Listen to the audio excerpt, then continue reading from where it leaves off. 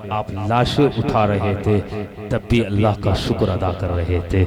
जब वो रात आई थी जिसे आशूरा की रात कहते हैं, अल्लाह पर आपने कहा था अपने अपने खेमों में मुसल्ले बिछाओ। आज हमारी जिंदगी की और बंदगी की आखिरी रात है, अल्लाह को राजी करने की आखिरी रात है। अल्लाह पर मेरे हुसैन ने उस वक्त सारे लोगों को हुक्म दिया अल्लाह को राजी करो। सब लोग उन्होंने मुसल्ले बिछाई इबादत करने लगे। यार जालिमों ने पानी बंद कर दिया, इतनी मुसीबतें आई थी तब भी जिक्र इलाही से हुसैन ने मुंह नहीं मोड़ा था। अल्लाह पर ये हुसैन है हुसैन। हुसैन पर तुम्हें क्या पता हुसैन ने करबला में क्या हमें दर्श दिया है। हुसैन ने बतलाया मुसीबतें कितनी भी आ जाए, परेशानियां कितनी भी आ जाए, आजमाइशें कितनी भी आ जाए, जिक्र इलाही से कभी मुंह नहीं मोड़ना है। अल्लाह की बंदगी से दूर नहीं जाना है। जो कुछ करता है वो अल्लाह करता है। अल्लाह के जो फैसले होते मेरे हक में बेहतर होते हैं। अल्लाह पर मेरे हुसैन को आज लोग कहते हैं कि हुसैन सरदारी और हुकूमत के लालच में हुसैन करबला तक गए थे। नादान से कह दो हुसैन मेरे हुसैन को सरदारी की जरूरत नहीं थी। मेरा हुसैन कायद बनना दुनिया का नहीं चाहता था। तुम्हें पता नहीं मेरे आका ने जिसे जन्नती जवानों का सरदार बनाया है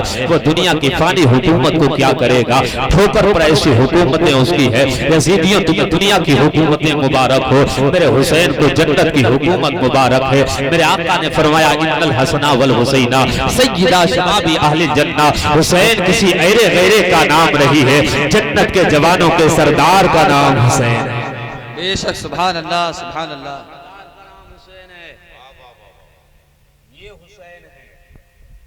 जो करबला में भी जब आपकी तलवार चली तो आपकी तलवार से काजल मूली की तरह कट रहे थे। और फिर जब इसे ही कटते रहे यजीदी, नमाज का वक्त हुआ तलवार रख दी, सर सजदे में हुसैन पैगाम दिया कि मुसीबतों में भी अल्लाह की इबादत से रूबरदानी नहीं होना चाहिए। जब मुसीबत में पड़े बंदा तब तो और ज्यादा अल्लाह का जिक्र करे। अभी आया था कोरोना, मस्जिदों से भगाए जाते थे, आज मस्जिदें वीरान पड़ी हैं। है कोई जाने वाला? आज तुम्हें दावत दी जाती है चलो मस्जिदें वीरान हैं, नहीं जाने के लिए तैयार। उस वक्त भगाए जा रहे थे तो मस्जिदों की तरफ जा रहे थे, मस्जिदों की तरफ दौड़ रहे थे। जा रहे थे कि नहीं जा रहे थे? और अब जा रहे हो? अब नहीं जा रहे हो। तब तुम्हें लग रहा था मौत सामने खड़ी है, लग रहा था, लेकिन हाँ कंफर्म में मौत सामने खड़ी है, सामने ही खड़ी है। एक लम्हा तुम्हारी जान ले सकता है, एक लम्हा जान ले सकता है।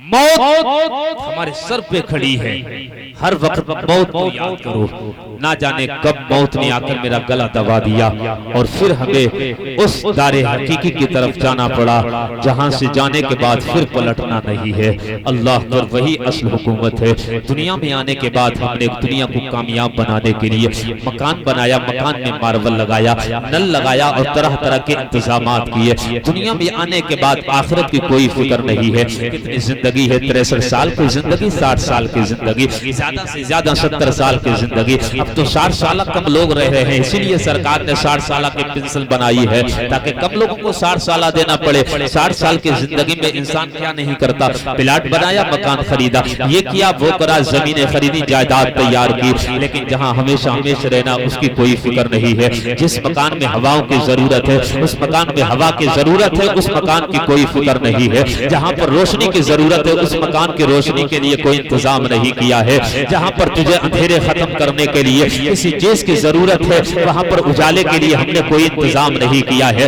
मरने के बाद सबसे पहली मंजिल कब्र है और कब्र या आखिरत के मरहलों में से पहला मरहला है। कब्र में अंधेरा है, खूब पता है, तन्हाई है। दुनिया में यार जब लाइट चली जाती है और घर में होते हो तो ऐसा लगता है कि कोई है नहीं और तुम डर से जाते हो। बात बच्चियों की चीखें निकल जाती है, छोटे छोटे बच्चे रोने लगते हैं, जवान भी मैंने देखा कहते हैं यार जल्दी लाइट चालू करो, लाइट चालू करो, इसलिए अंधेरा है, अंधेरे में इंसान का दिल फटता है। फिर बता वो कब्र में अंधेरा कैसे तू बर्दाश्त करेगा, जहाँ अंधेरा ही अंधेरा है, उछाले नहीं होंगे जहाँ पर हवाएं नहीं होंगी। हवाओं का इंतजाम किया, आज कूलर लगाया, पंखे लगाए, इधर लगाए उधर लगाए, लेकिन कब्र में कौन सा पंखा लगाएगा, कौन से कूलर का इंतजाम करेगा, कौन सी एसी का इंतजाम करेगा। यार मरने वाले कितने मर रहे हैं, फट से मौत हो जाती है। अभी सुनो फुला अभी गया था, अभी मर के आ गया है। यार वो अभी सही सालिम गया था, एक्सीडेंट हो गया और मरकर जनाजे में लिपट कर आ गया है। कोई क़याम मौत का नहीं है, जिंदगी का कोई क़याम नहीं है। आगाह अपनी मौत से कोई बशर नहीं, सामा है 100 बरस का पल की खबर नहीं। यार इंसान जिंदगी का सामान लिए बैठा है, किसने किसी को सोचा अपने बच्चों को ये कराएंगे वो कराएंगे, डॉक्टर बनाएंगे, आलिम बनाएंगे। मौत ने आकर गिरबान पकड़ लिया नादान, ख्वाब लंबे देखता है, चल रब की तरफ से बुलावा आया है। फिर कौन से ख्वाब देखे हैं कि बिल्डिंग बन जाए, यार मकान बन जाए, तब ये ऐसा करेंगे वैसा करेंगे। नहीं, जो पल तुम्हें अभी मिल रहा है, इसी पल को गनीमत समझो और इसी पल को सब कुछ समझकर आज ही अल्लाह को राजी करो। रब अगर राजी हो गया तो यहाँ भी कामयाब हो जाओगे, मरने के बाद हश्र में भी कामयाब होगे। नारे तकबीर, नारे रिसालत, मसलके आला हजरत, मसलके आला हजरत, जिक्र इलाही, जिक्र इलाही, नारे तकबीर, नारे रिसालत।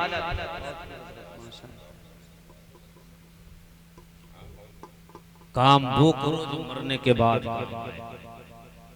जमीन के ऊपर काम है और नीचे आराम है, नीचे आराम है। आराम यही तलाश कर रहे पूरी, यही मिल जाए आराम, एसियां लग जाए, कूलर लग जाए, फ्लाइट हो जाए, फ्लाइट से घूमने लगे, रेलगाड़ी हैं, ऐसी रूम मिल जाए। यही चाह रहे कि नहीं चाह रहे, इसी जिंदगानी में चाह रहे, मरने के बाद नहीं चाह रहे, नहीं चाह रहे ना। होना ये चाहिएगा कि मरने के बाद चाहना, इसलिए कि मरने के बाद जो जिंदगी है वही असल जिंदगी है। यहाँ तो किराएदार है, किराएदार है, और कब मालिक ने यहाँ से निकाल दिया, कब निकाल कर फेंक दिया। खुद के बच्चे भी तुम्हें अपने मकान में रखने के लिए तैयार नहीं होंगे, खुद की औलाद मकान में रखने के लिए तैयार नहीं होगी। जब तक सांसें हैं सारे रिश्ते, जिस दिन ये सांसें खत्म सारे रिश्ते खत्म। औलाद विरासत के मामले में उलझ जाती है। विरासत में जो तूने कमाया जिंदगी भर, जो छोड़ कर गया, उसमें तेरे बेटों के दरमियान इसी माल ने जुदाई कराई है, इसी माल ने जुदाई डलाई है। जो दरवाजा तूने चुन के एक बनाया था, आज उसमें 20 से आधा आधा कर दिया गया, उसी दरवाजे को। तो ये माल है जो बेटों के दरमियान जुदाई डालता है। जिस दिन आखिरी सांस आती है तो बेटे पहले ये ख्याल करते हैं, फुला बाप ने माल छोड़ा है, फुला प्लाट छोड़ा है, फुला खेत छोड़ा है, मेरे हिस्से में कितनी आ रही है, मेरे हिस्से में कौन कौन सा मकान आया है। बाप ने ये कहा था ये मकान तेरे लिए है, वो प्लाट तेरे लिए है, ये जमीन तेरे लिए है। ये बच्चों के जहन और दिमाग में ख्याल उभरने लगता है, अल्लाह अकबर, अब तुझे घर में रखने के लिए कोई ज्यादा दिन तैयार नहीं है। अब कोई है जो 10 दिन के लिए तैयार हो जाए, तेरे जनाजे को घर के अंदर रखा रहे, कोई 10 दिन रखने के लिए तैयार नहीं। यार वो तैयार नहीं जिनके लिए तूने मेहनतें की है, काबिशें की है, कोशिशें की है, घर बनाया, मकान बनाया, दौलत जमा की है, खेत खलियान खरीदे हैं, प्लाट पर प्लाट खरीदता रहा। आज वही दौलत नहीं चाहिए, वही औलाद नहीं चाहती है। तुझे 2 दिन रखने के लिए तैयार हो जाए, वही औलाद कहती है जल्दी करो, वही बेटे कहते हैं जल्दी करो, पहले के दोस्तों यार कहते हैं जल्दी करो। इसलिए कि दुनिया में सारा रिश्ता तब तक का है जब तक तेरी सांसें मौजूद है। जिस दिन ये सांसें खत्म हो गई सारे रिश्ते खत्म। सुभान अल्लाह, सुभान अल्लाह। तो जब तक सांसें हैं तो अपने लिए कुछ करो, अपने लिए कुछ करो कि हमारी जिंदगी सही हो। ये दुनिया जो दी गई है, जिंदगी दी गई है, आखिरत को बेहतर बनाने के लिए दी गई है, आखिरत को बेहतर बनाने के लिए दी गई है। यहाँ हम इम्तिहान दे रहे हैं, कल खुलेगा हमारा। चेक की जाएंगी कापियां, खोले जाएंगे रजिस्टर, और जो जो किया है वो सब सामने होगा, जो जो किया है वो सब सामने होगा। आपको देखना पड़ेगा कि क्या बंदा करके आया, मैंने जिंदगी में कौन कौन सा गुनाह किया है, सब आप अपनी आंखों से देखेंगे। इसलिए कहता हूँ मरने से पहले मौत की तैयारी करने वाला वही अक्लमंद है, वही होशियार है। एक बुजुर्ग ने कहा खुदा के फरमान पर अमल करने वाला वही अक्लमंद है, और यही कुरान कहता है, यही हदीस कहती है। वो अक्ल ही अक्ल किया है जो अक्ल उसे सही रास्ता ना दिखा सके, मुस्तफा के फरामीन की तरफ ना ले जा सके। वो अक्ल किया यार, अक्ल की उसे हवा तक नहीं लगती है। अक्ल होती तो वो कुरान से रूबरदानी ना करता, खुदा के जिक्र से रूबरदानी ना करता, शरीयत मुस्तफा से अलग नहीं जाता, बल्कि मुस्तफा के शरीयत के मुताबिक जिंदगी। अक्ल होती अगर और ये सोचता कि मरना, मरने के बाद फिर असल जिंदगी है, फिर असल जिंदगी है, और वही जिंदगी है। लेकिन हमने नहीं समझा, हमने इस दुनिया को सब कुछ समझ में कुन फिर दुनिया का अन्न का गरीब। मेरे आका फरमाते हैं दुनिया में ऐसे रहो जैसे मुसाफिर रहता है। हम आते हैं ठेकेदार बन के रहते हैं, मुसाफिर की तरह रहो। किसी का 1 महीने का सफर हो गया, किसी का 2 महीने का, किसी का 3 महीने का, किसी का 4 महीने का, किसी का 1 साल का, किसी का 2 साल, किसी का 10 साल, किसी का 20 साल, किसी का 50 साल, किसी का 60 साल।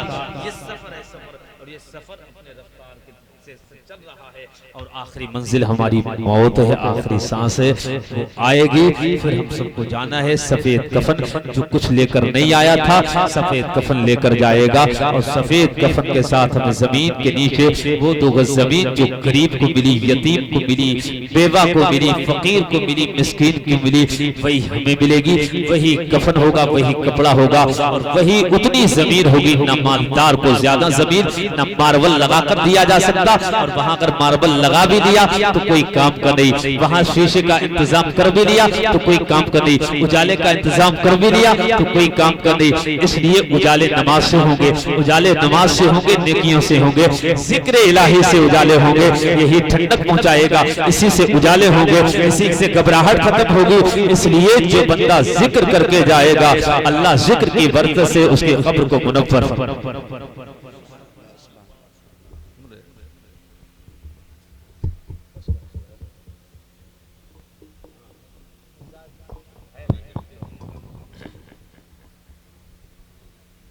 तो अब ये बताएं, नमाज की पाबंदी करेंगे इंशाअल्लाह? हाथ उठाकर बता दें इंशाअल्लाह। किसी की बुराई तो नहीं करेंगे, गिबत, अपने उलमा का एहतराम जो हम पर वाजिब है वो अदा करेंगे, वो हम अदा करेंगे। औलाद को अच्छी तरबियत करेंगे, कुरान पढ़ाएंगे, उसे नेक बनाओ, बच्चे को नेक बनाओ, नेक इस्लामी माहौल उन्हें दो। और इस्लामी माहौल पहले घर में पैदा करो, घर में पैदा करो। हर घर में अगर इस्लामी माहौल पैदा हो जाएगा तो समाज में भी इस्लामी माहौल। अपने अपने घरों को देख लो, बस समाज को ना देखो, अपने अपने घरों को देख लो। अपने अपने घरों में अगर इस्लाम का माहौल तुमने पैदा कर लिया तो मैं यकीन से कहता हूं कि मुआशरे में इस्लामी माहौल पैदा हो जाएगा। घर घर में पढ़ने के और पढ़ाने का माहौल पैदा होगा। कुरान पढ़ने वाले कारी घर घर में मौजूद होंगे। रब्बे करीम की बारगाह में दुआ करते हैं, मौला मेरे बोलने में जो खताएं हो गई हो अपने कर्म से माफ फरमा। अस्तगफिरुल्लाह रब्बी मिन कुल्ली ज़ंबिन व अतूबु इलैहि, ला इलाहा इल्लल्लाह मुहम्मदुर रसूलुल्लाह।